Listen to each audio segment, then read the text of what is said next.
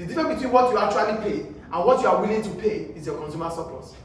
So whatever is left here goes to producer surplus. Do we get it now, please? Yes. So that is first degree. Then you have a question?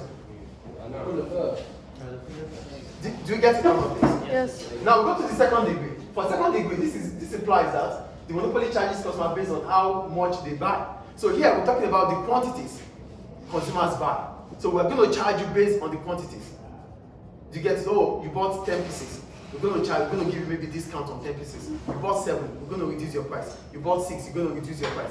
It is still price discrimination. It is only discriminating based on quantity. Do we understand second degree here? The company would be affected or not? We wouldn't know. It's a decision made by the business. So if the monopolist is making such decision, note, one of the characteristics of a monopoly is that it is a profit maximizer. So don't think whatever decision monopolists make, trust me, they're making profit. Maybe not from you, from him. Maybe not from him, from her. That is why price discrimination is in place. So it allows them to charge different prices at any point in time. Do we get it, please? Yes. That's the second degree. Then when we talk about third degree, the third degree is the definition of discrimination, which means we charge you based on your capability. Do you understand third degree? Third degree discrimination is the same as discrimination, which means we're charging different prices based on consumers' capability. Are they clear? Yes. Any question about that? No. No. So now we have to go to different ways a monopolist can charge or can use price discrimination. The first one is about time. When we talk about time, it means monopolies are charging different prices according to different time. Maybe, for example, I gave an example here, peak period and off-peak period. Sorry, it's not off-peak, sorry. Off-peak period, please change it. Off-peak. So the difference between peak period and off-peak period is, peak periods are those periods that people are alive, are awake. They can actually work. It's industrious. And off-peak period is when people are sleeping. So the number of transactions during off-peak period are lesser than the numbers of transactions during peak period. So most of the time, what do we call them? Communication companies like Libiana, Modal, they might charge you different tariffs, different charges, during from 8 o'clock in the morning till 11:59 in the midnight. Then from 12 a.m. to maybe 6 a.m. they charge you different price. That is price discrimination. Yeah, it happens. Even for internet charges. For calls or what? They charge me or not? No, we're talking about time discrimination, which means you are being charged based on different timing. So the peak period are periods that people are awake and they are working. There's a lot of transaction. Off peak period are those periods that people are sleeping. So they want to encourage people to use. They want to encourage people to use maybe their network constantly during off peak period. So you are awake in the midnight. Can you just stop that already?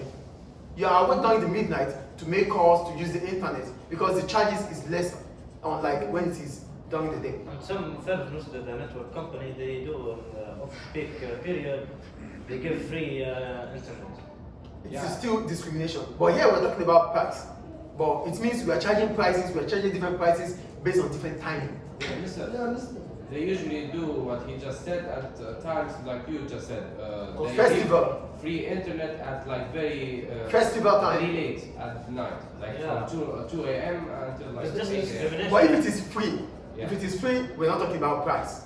No, that's with like 5 dinars, but in the morning with like 10 dinars. Yeah, that is discrimination about time.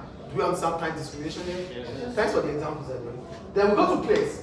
For place, we're talking about charging different prices based on different locations.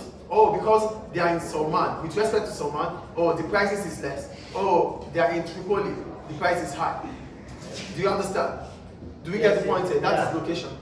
Then the third one, income. We're talking about discriminating price, discriminating based on different groups of income earners. We have high income. In every society, we have high income earners, we have middle income earners, we have low income earners. So businesses might charge different prices based according to each income level. Do you understand the third point? Yes. Yeah. A second. The third. First, second. You're That's the talking third. about the place. We talked about place, location. Now income. We talked about income now. Yeah. This is income now. Time is off-peak, peak period. Yeah. Location is about some man and Tripoli. I made the example. Yeah. And income is different grouping of income earners. So these are ways in which businesses, monopolists might use price discrimination. But before they can use this price discrimination, they have to meet certain conditions. So certain conditions have to be met before a monopolist can use price discrimination. The first one, a monopolist must face different demand curve from different group of customers. This is the demand curve, yes or no? Yes. This is the demand curve, right? This is the demand curve, yes or no? Yes. It means for each income level, maybe from place, from time, from income, there is response from customers based on time. There's response from customers based on place. There's response from customers based on income. Oh, for income, maybe low income earners, they buy less because of the price you charge. That means you have to reduce your price so that they can buy more. So that means they're going to face different demand curve before they can use this discrimination. So for them to use time discrimination, it would have meant that at a certain period of time, the demand curve difference. If they are using place, it means at certain specific areas or at certain locations, the demand for goods or for their services different. They can use income based on the fact that different income earners make demand for their goods differently. So that would make them to be able to use it. So these conditions are reasons why it would be easy for firms in a monopoly to be able to use price discrimination. Do you understand the first condition here? Yes. They have to meet different demand curves, which means different demand. That means consumption will be different based on time. Consumption will be different. I told you to stop writing, right? Consumption will be different based on time. Consumption will be different based on income. Consumption will be different based on location. That would allow them to discriminate using price. Do you understand the first point here? Yes. The second one, the monopolist must be able to split customers into different groups. So it means the monopolist must be able to do this. There must be statistics that allows the monopoly to group customers into low, middle, and high.